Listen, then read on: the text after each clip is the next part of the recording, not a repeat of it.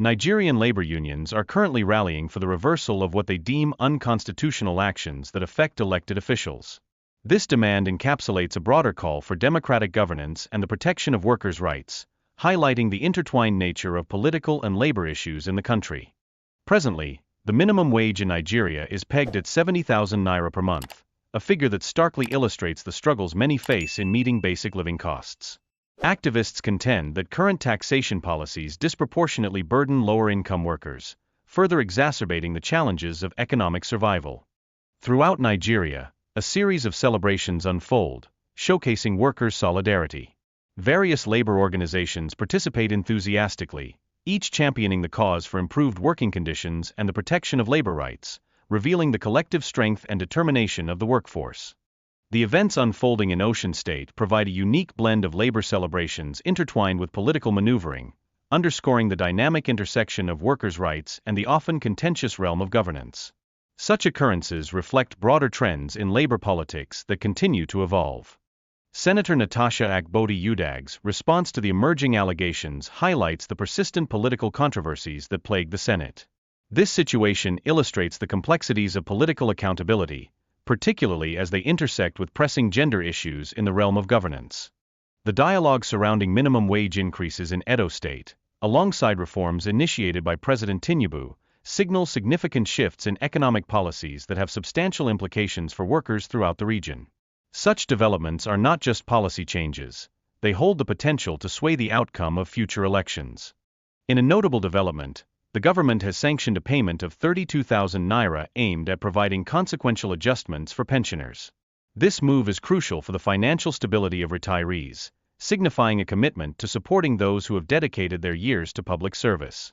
Amidst these discussions, a pressing call emerges from the Idoros and Urus communities for the Independent National Electoral Commission to implement new electoral ward delineations, as directed by the Supreme Court. Such actions are vital to ensuring fair representation in the political landscape. Concerns abound regarding the use of a pre-existing voter register, which local ethnic groups have adamantly rejected as unconstitutional. This insistence on adherence to electoral guidelines underscores the critical need for lawful and transparent electoral processes in Nigeria. Reflecting on the previous administration, the speaker articulates disappointment regarding Buhari's leadership, suggesting it fell short of expectations. This sentiment reveals a widespread belief that governance lacked direction and failed to adequately address the needs of the poor. Critics have voiced concerns over Buhari's administration, labeling it ineffective in combating corruption and insecurity. This stark contrast between his tenure and the pressing need for robust leadership raises questions about the standards of governance expected by the electorate. Currently, there exists a palpable sense of concern regarding the leadership under President Tinubu, as many find their expectations for improvement unmet. This ongoing disillusionment signals a growing frustration among the populace, casting a shadow over the current administration's effectiveness. It is observed that political leaders often base their decisions on statistics that may not accurately represent the lived realities of communities. This disconnect highlights the necessity for genuine engagement, which is crucial for understanding the true societal issues at play. The speaker reflects on past political leaders who demonstrated a deeper connection with the struggles of the populace, contrasting them with today's leaders. This observation underscores the significant importance of authentic leadership that resonates with the needs of the people. Concerns have been raised regarding current leaders, who may prioritize their political ambitions over the pressing needs of the populace. In response, the speaker advocates for younger, more committed leadership, suggesting a potential shift in the political landscape could be advantageous. Younger generations are increasingly vocal about their concerns for the state of Nigeria, actively seeking to forge a better future for their offspring. This urgency reinforces the critical need for fresh leadership, one that resonates with modern challenges and aspirations.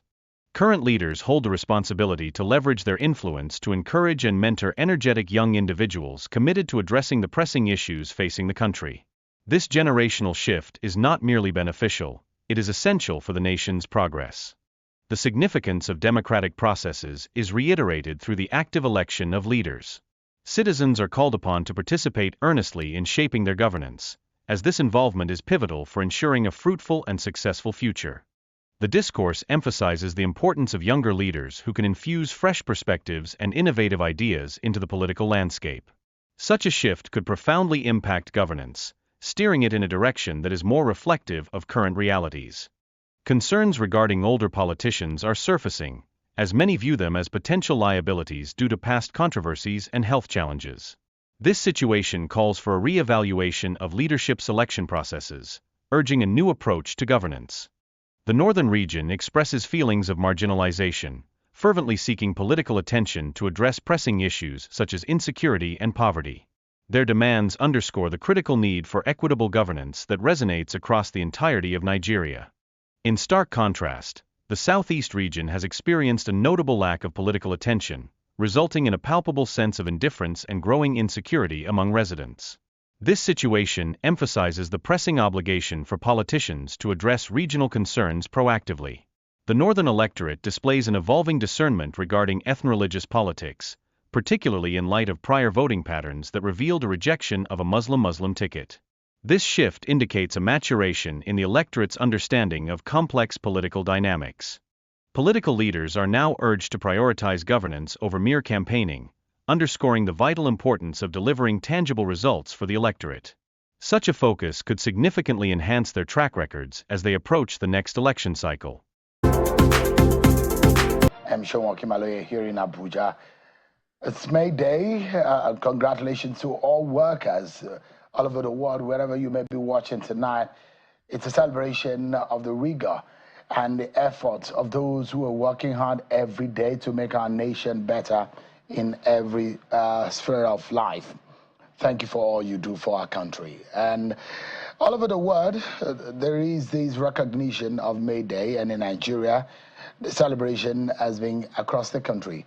In parts of the country, you can see workers are donning different uniform clothing and marching past and celebrating, gathering and singing solidarity songs, making demands known in the different banners and flyers and in the posters and the bills that they carry around, demanding for better working conditions for workers. Well, the organized labor in Nigeria is asking President Bola Tinubu to immediately reverse what it describes as the unconstitutional suspension of the elected government of Rivers State through a state of emergency. It's part of the demands they put forward by both the president of the Nigerian Labour Congress and the Trade Union Congress, the two of them, Joe Ajero and Festus Osifo, during the May Day celebration held at the Eagle Square earlier today in Abuja. Suggest once again that government should deliberately put more money into the hands of workers who drive the economy, who drive the local economy, support local industries, and recover and expand, end the statistical gerrymandering, rebasing inflation, unemployment, and GDP figures does not feed the people and build a real economy that can survive the dignity of jobs and hope. When the economy is doing well, workers and citizens do not need any government spokesperson to tell us. Tax bill trying to bleed us dry. Crafted behind closed doors, this bill slaps heavy taxes on Nigerian workers, meager housing, transportation, and medical allowances, while letting the rich and corporations off the hook. Today, Nigeria's minimum wage stands at 70,000 naira per month, 840,000 naira per year. Yet the government wants to tax anyone earning above 800,000 naira. Imagine taxing a man whose annual income barely buys 8 bags of rice. It is inhuman and wicked. Expanding VAT on essential goods will only worsen inflation, punishing the poor. Instead of squeezing workers, tax and obscene profit of big corporations and the idle wealth of the elite, we must demand the immediate withdrawal of this anti-worker tax bill. All right, those are the demands being made earlier today by the leaders of the different units of the labor organization, the Trade Union Congress and the Nigerian Labor. Let me bring you up to speed and show you what happened across the different states. I'll begin in Bauchi so you can see the sound and the sights of what it looked like in the marking of the May Day, the Workers' Day, in different parts of the country. And this one is in Bauchi.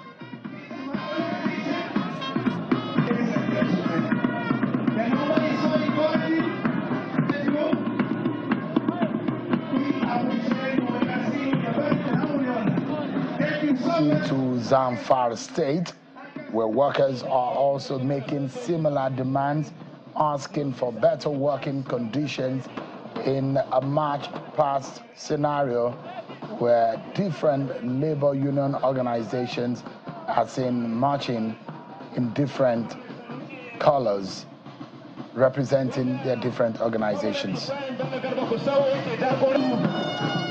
Similar thing happened earlier today in Kaduna, in the northwest region of the country.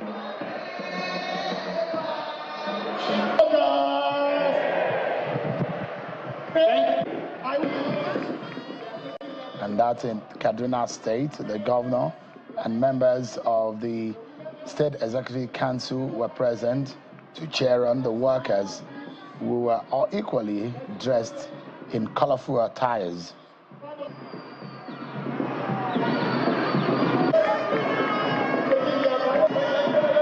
From Kaduna State, let me take you to the north central state of Plateau.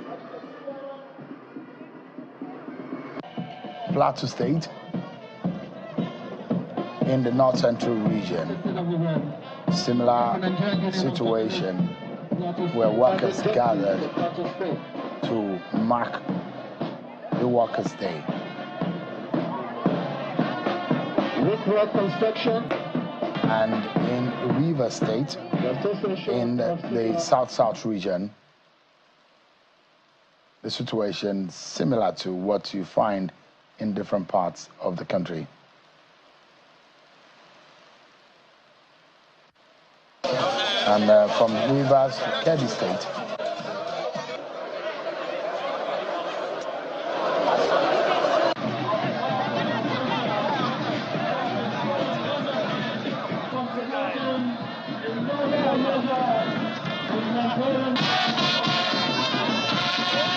from Kebbi to Osun State, the situation in Osun seems to be a bit more dramatic and different, though the workers en masse gathered to mark the day.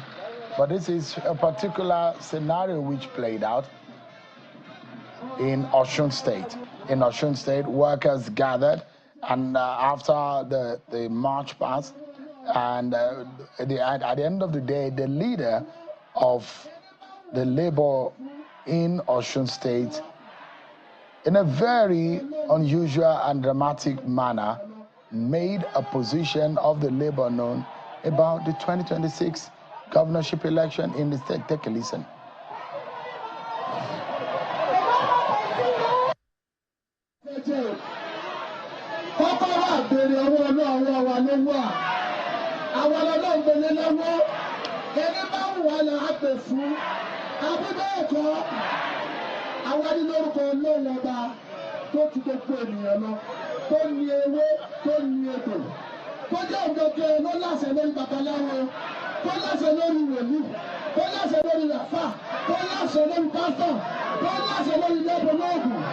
Àwọn forúkọ náà síwájú lórúkọ gbogbo òṣìṣẹ́ ìpínlẹ̀ Ọ̀ṣun.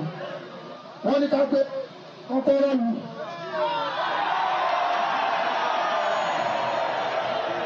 Kọ́kọ́rọ́ àbẹ̀rẹ̀ rẹ̀ ẹni ọdún fún rẹ̀ kọ́kọ́rọ́ àbẹ̀rẹ̀ rẹ̀ ẹni ọdún fún rẹ̀ ọdún ẹ̀fọ́ mi rí ẹ̀sílẹ̀ ẹ̀sílẹ̀.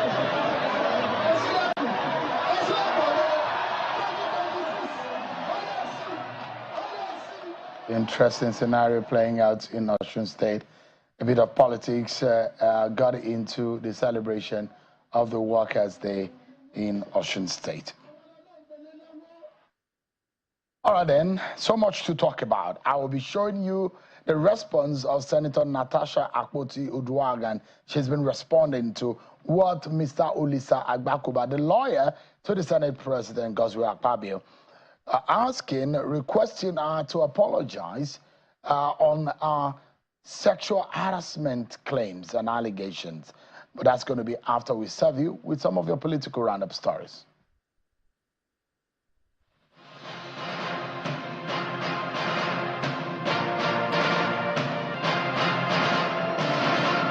Former Speaker of the House of Representatives, Yakubu Dogara, says President Tinubu will only be eligible for a second term based on his performance. Honorable Dogara spoke after a public lecture held at the Institute for Peace and Conflict Resolution in Abuja. Mr. Dogara said President Tinubu, in the course of his leadership, has shown courage through his reforms on the economy. He therefore called on Nigerians to give the president time to actualize his vision for the country. Some of the reforms he has initiated, it will take courage, and he has demonstrated that courage. So we want to see the fruits.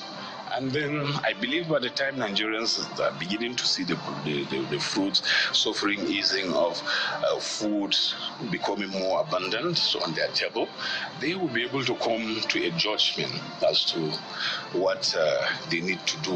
The governor of Edo State, Monday Okpebholo, has approved a new minimum wage of 75,000 naira for Edo workers.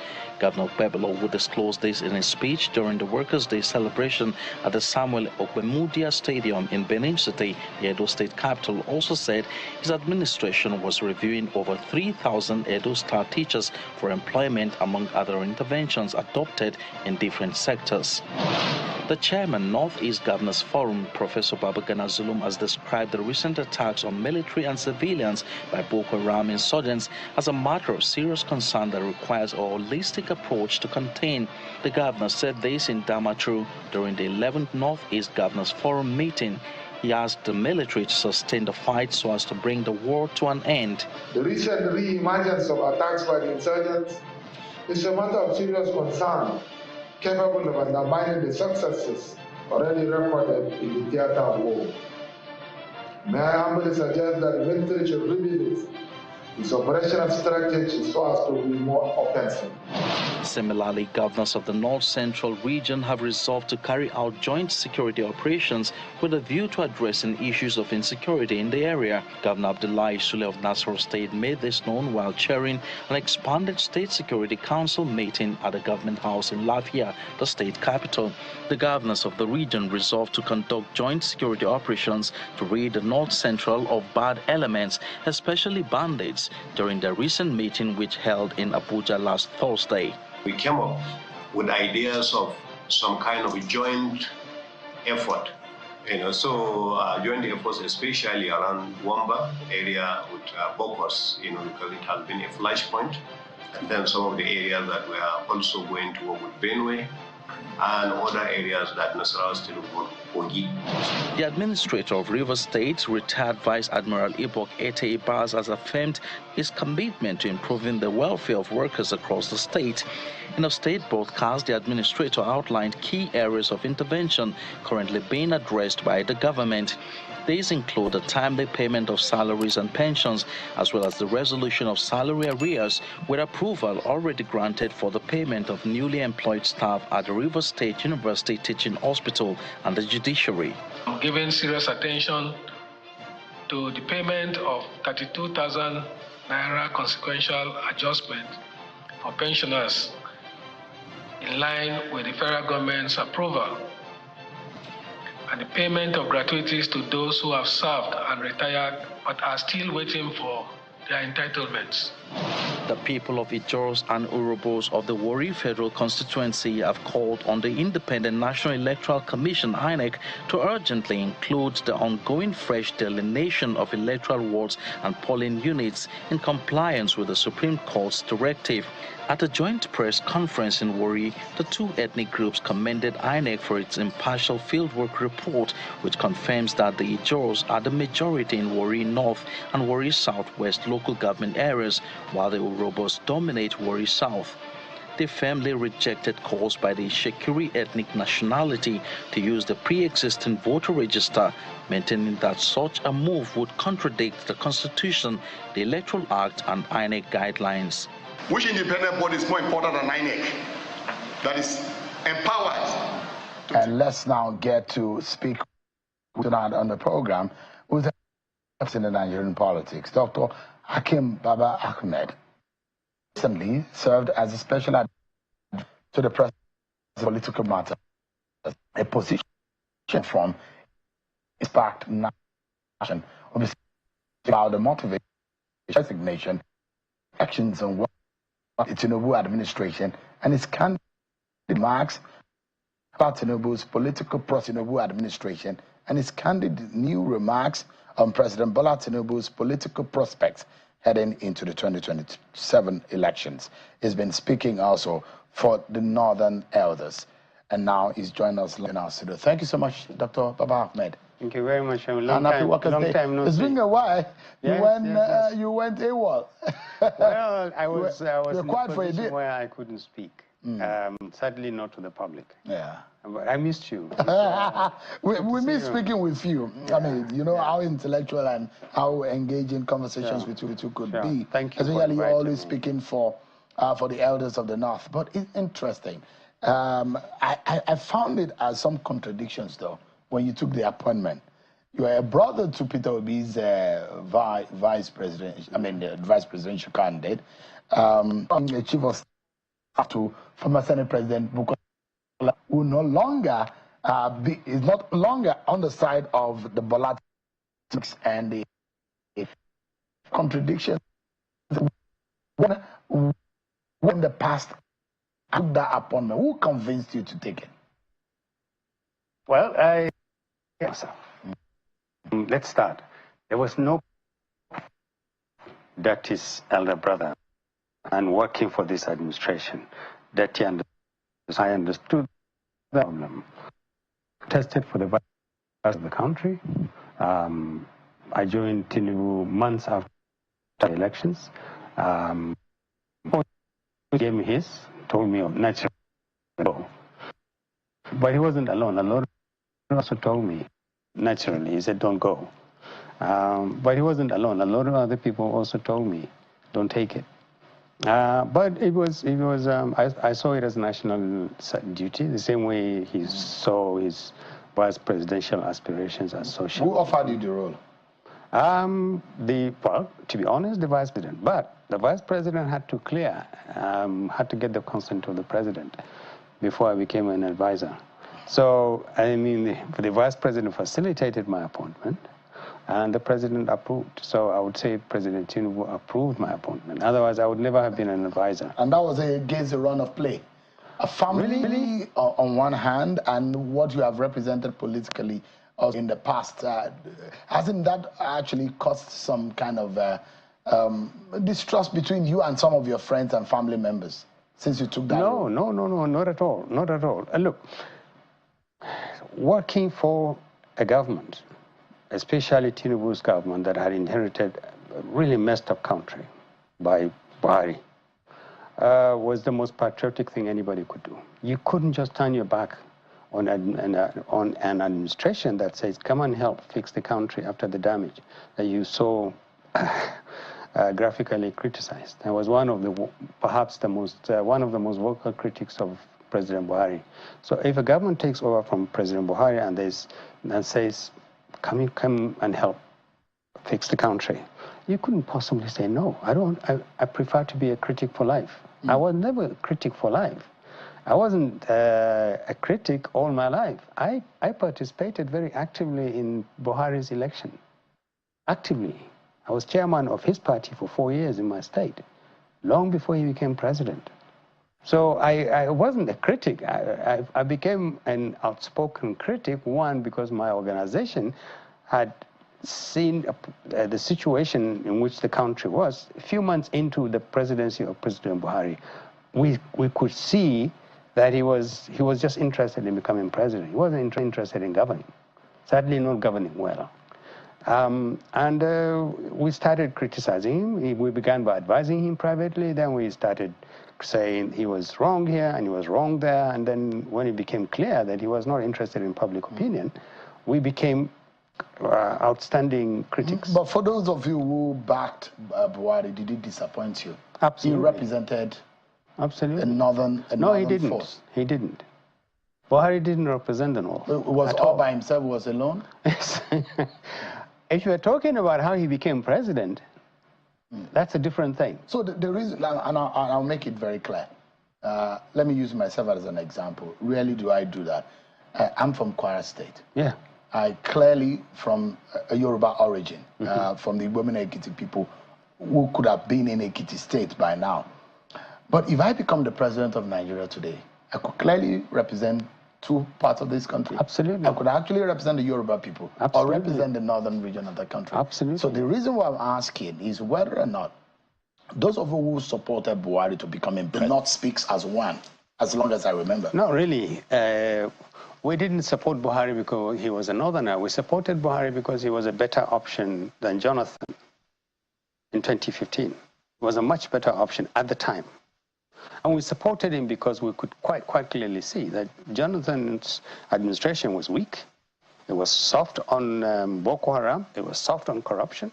It was soft on a lot of things that we believed a government that he had inherited from Umaru Yar'Adua ought to have been doing. We needed a farmer president who would hold the country together. And we saw in Buhari a better option. And we supported him, not because he was a northerner, but because he was infinitely, at the time, we thought, oh, this guy was tough, you know, corruption, he has a reputation for being intolerant of,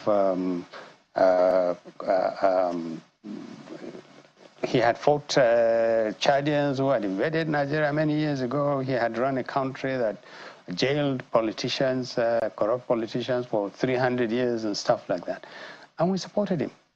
Now, it could have been anybody. We just were looking for a better option than Jonathan. But he ended up being the opposite.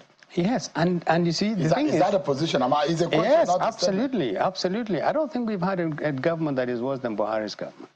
You think Buhari's government was the worst in history? Well, we haven't had a government, and not by the records that I've seen. And believe I'm 70 years old, and I've followed Nigerian politics from way back in the early 70s. I haven't seen 8 years under a leadership that just didn't govern, didn't care about the priorities, didn't set priorities, didn't chase, didn't care about how the poor lived, how secure the country was, how the young people needed to find futures. I didn't see one. And the rest comes back to the point where I joined. I couldn't see myself sitting on the fence when another government that had the mandate of Nigerians to fix Buhari's damage says, please come in and help. It would have been irresponsible to say no. But do you regret in this moment that you work with the Tinubu? No, I don't. Would you do it again if you had opportunity? Under the way the Tinubu government is going, no. But regretting going in, I don't. No. But regretting going in, I don't. I got out because there was no space. I didn't see that fire, that commitment, that zeal to fix a country that has been wrecked. And I saw instead a country that is just getting worse. So what you saw was more of its facade, more or less, not real commitment. Is that what you're saying? See, the records, there are many Nigerians. The one I saw was where in 2023, Nigerians lined up, elected Tinubu, President Tinubu, because they thought, okay, Buhari is gone, we're in a mess, let's elect a president that would fix Nigeria. President Tinubu comes in. Day one, bang, he says, put their belts on, we're going into some turbulence. And remove subsidy, and you would think a president at that stage was quite prepared to undertake such a monumental policy. It turned out he didn't. He had a handful of advisors that then had to fix a problem. They started looking for solutions because from day one he pushed the country to the deep end. And we've never really recovered in a way. We keep seeing promises. And the difference between what President Tinubu's people say the country is, and the difference between that and what the country is today, is miles apart. And you have to, I've said somewhere else, you have to wonder whether we are living in the same Nigeria. So I think that the issue is, should one have committed to working for a government that had at least the mandate of the people to fix things, and particularly in the northern part of the country. It's unbelievable, the levels of insecurity and poverty. It's unbelievable. Is it worse than the Tinubu government met it? It's worse than Buhari left it. I mean, Buhari government, sorry. It's worse. Really?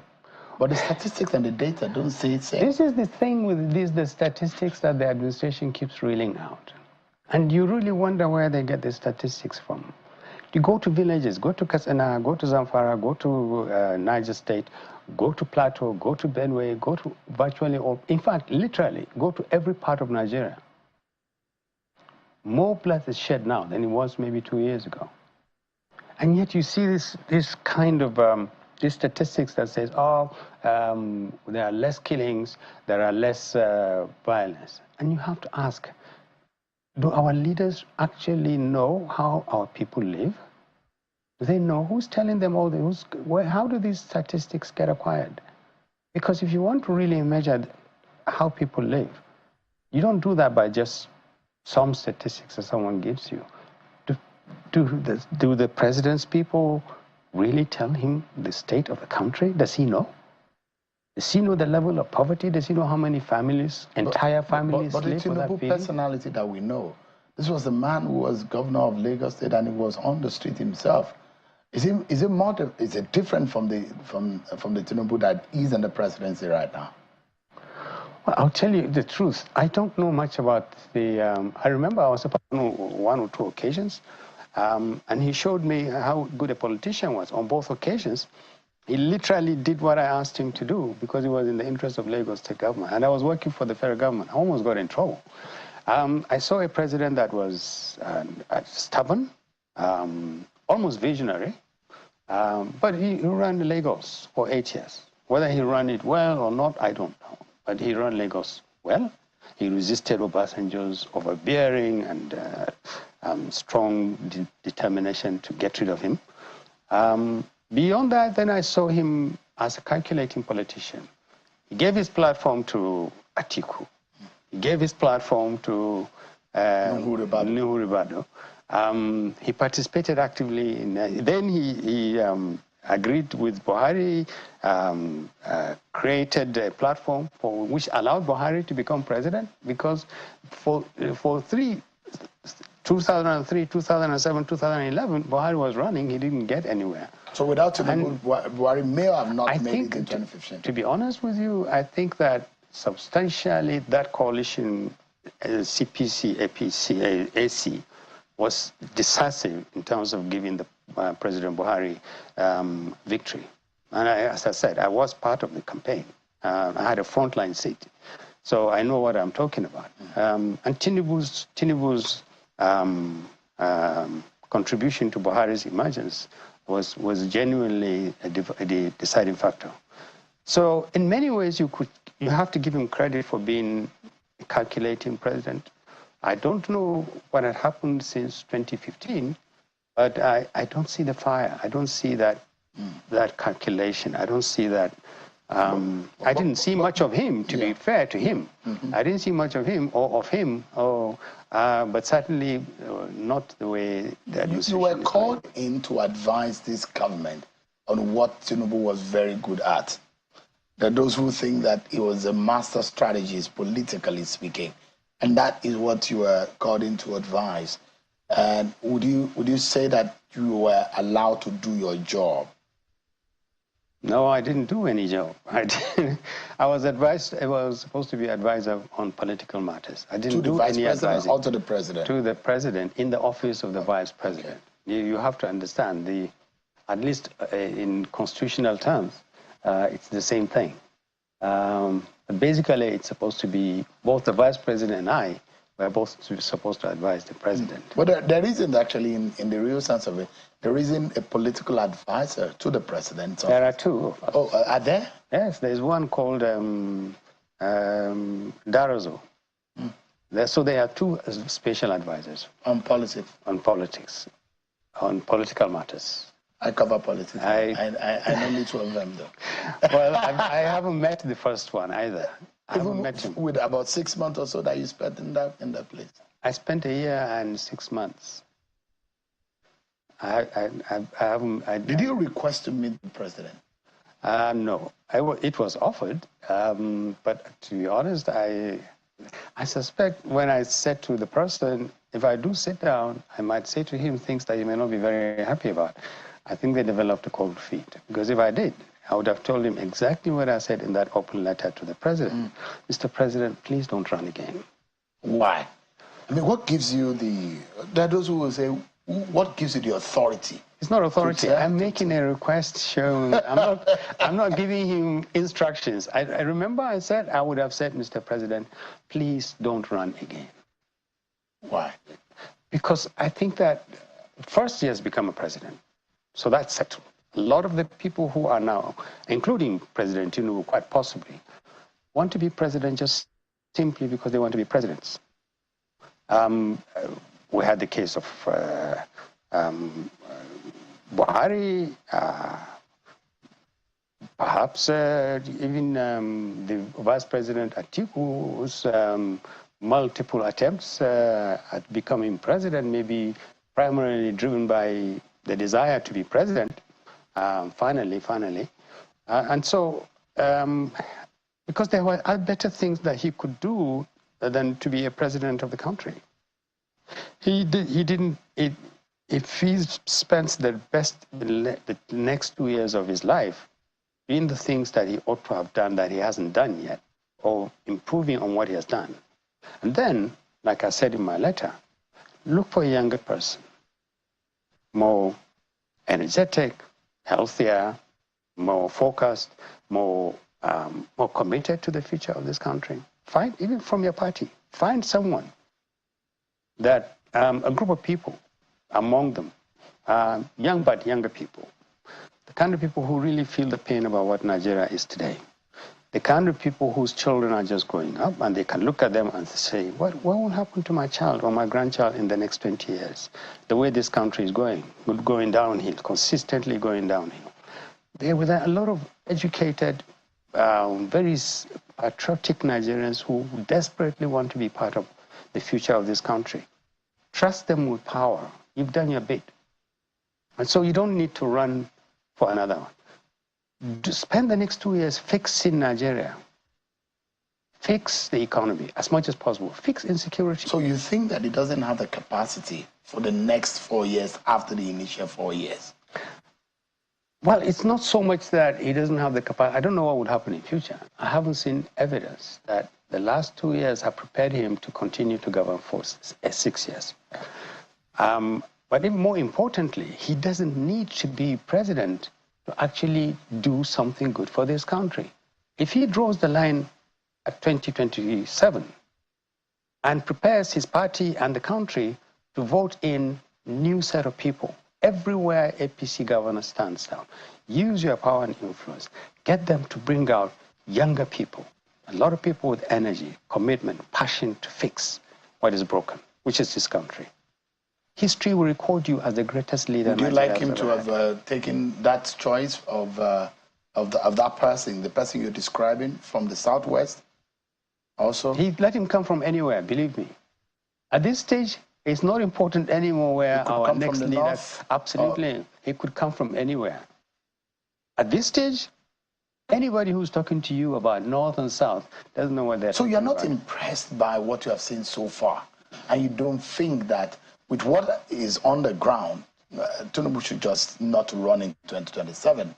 And by that, do you imagine that maybe you were wrong in your assumption that maybe Tinubu was a better candidate than those who were on the ballot in 2023?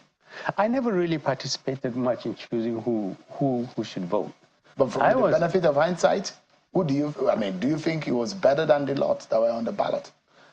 Again, to be honest with you, I participated with northern groups in assessing these candidates. You remember there was a time when northern groups got together, about 5 or 6 people turned up and we asked them questions. Beyond the moment parties chose who they wanted, as far as I was concerned, my job was done. In fact, everybody's job was done. You had to leave the whole thing to the voter. Voters decided it was Tinubu. As far as I was concerned, that is a decision made democratically. If anybody disputed it, they could go to court. I had no problems with him becoming elected, legitimately elected as president. I wanted him to succeed. I want him to succeed. Believe me, for the sake of the country, I desperately want President Tinubu. If he calls you back and say, sorry for whatever has happened. He won't, Sharon. Why? What's the point? Don't be pessimistic. He's a man anyway. He's not God. No, I won't go back. I can't. Come on. Not for anything. Not for anything. I've done my bit.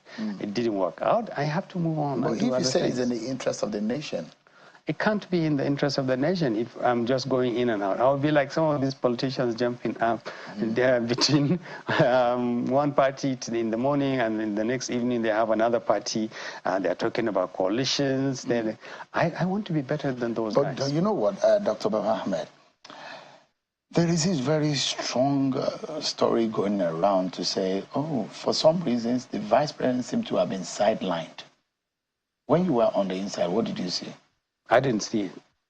I find it odd. The cordiality is still there between both men. Well, between the two of them, I think those rumors are cooked, to be honest. I mean, I never really interacted.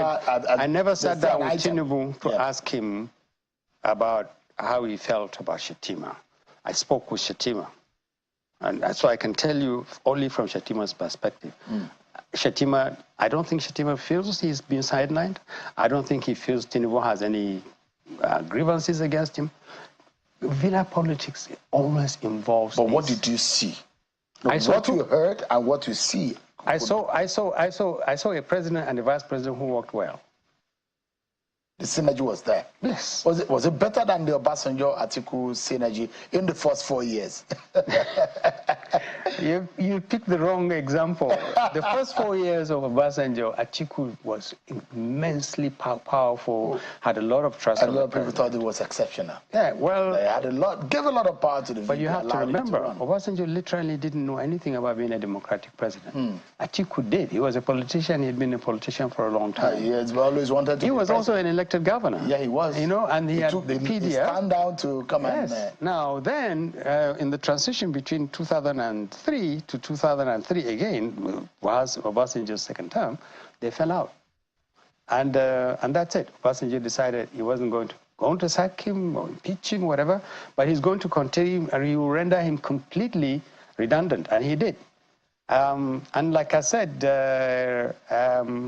People have said to me since that letter was published, why are you singling out Tinubu? You keep saying president don't run. What about other politicians? Absolutely, because I was going to ask you. You were asking for younger people. Does it affect Atiku too? Would you say Atiku also should stand down? You've not spoken about Atiku. Why are you singling out Tinubu? If I have a chance to sit with the Waziri of Adama, I would say to him, sir, he might know a little bit better than I know Tinubu. Sir, you've done your bit. You've held up the democratic process. You represented it well. Your name has been written in gold. You've been persistent. It's time to yield the ground, to yield the position to a younger person. Don't run. Even Atiku? Yes, play the father role. Find good younger person. Do you think Atiku that you know will listen to that kind of advice? I think so. To be honest with you, I think so. I don't think it's always wanted to be president. Well, you can, yes. Bola Tinubu also wanted to be president. Yeah, but I'm advising them against what appears to be what they want. And I'm trying to point out to them. Actually, the truth about it is that if PDP were to field a younger person, more capable, somebody with less skeletons in their cupboard, somebody with less liabilities, age and health and everything, believe me, they will take APC to the cleaners. With all this bulging party bulging with people running away from prosecution, people looking for offices, the APC is growing with a lot of the wrong people. All these defections are informed by only one thing. They're looking for positions or they are running away from EFCC. But the FCC chairman told us on this program yesterday that there's nothing like that, no political interferences. Well, they're not exactly going to write him a letter of information. They will write to him and say, dear chairman of the FCC, it may have come to your notice that I'm leaving my party PDP to join APC. Believe me, it's nothing to do with the file that is in front of you. I want to fix the country. They are not likely to tell him. I watched you and him yesterday. The question is not what the chairman of the FCC, he would do his job. Especially the chairman I now know. I know him very well. I think he's a good chap, a gentleman. They are not going to tell him. But I'm telling you, the people who are running into the APC from all over the place are actually a liability to the APC. It's just simply a refugee camp. Political refugee camp, and it will burst. Let me ask you, what is the position of the North on Tinubu? The North wants Tinubu to fix northern problems. Insecurity, poverty levels, joblessness, youth, the bulging youth, drugs. It desperately wants. I attended a meeting yesterday of the ACR, and the language there and the atmosphere was different from any other time I've seen. I mean, my group, the Northern Elders Forum, is the more militant group. But yesterday's meeting, the one I attended yesterday, was unique in the manner in which people spoke. Not hostility, not subversion, just simply a demand. The North demands attention. As of right, as a part of this country, we demand more attention. A political attention? Yes, what kind of attention? Attention to its problems. Insecurity is rising. Poverty levels are rising. We are beginning to feel marginalized. We look like a region of voters. We are only useful every 4 years. When politicians come around and say, okay, Northerners, line up, we'll give you a little bit of rice and macaroni and a little bit of money. Literally, we are reduced to voters. And we are remembered only when the elections are now. Now, with 2 years to go, the North is saying to President Tinubu, look at us. We matter. This country is breaking up, is breaking down. Every inch of Nigeria is suffering. But the North is suffering a lot more than others. Look at the North. That's what we are saying. And the North is, the North, I think you're likely to be, many people will be surprised. You will not see this language about, it has to be a Northerner this time. You won't get that kind of rhetoric. It has to be a better person this time. That will be the language. We want to see someone who has either worked for the North or will work for the North.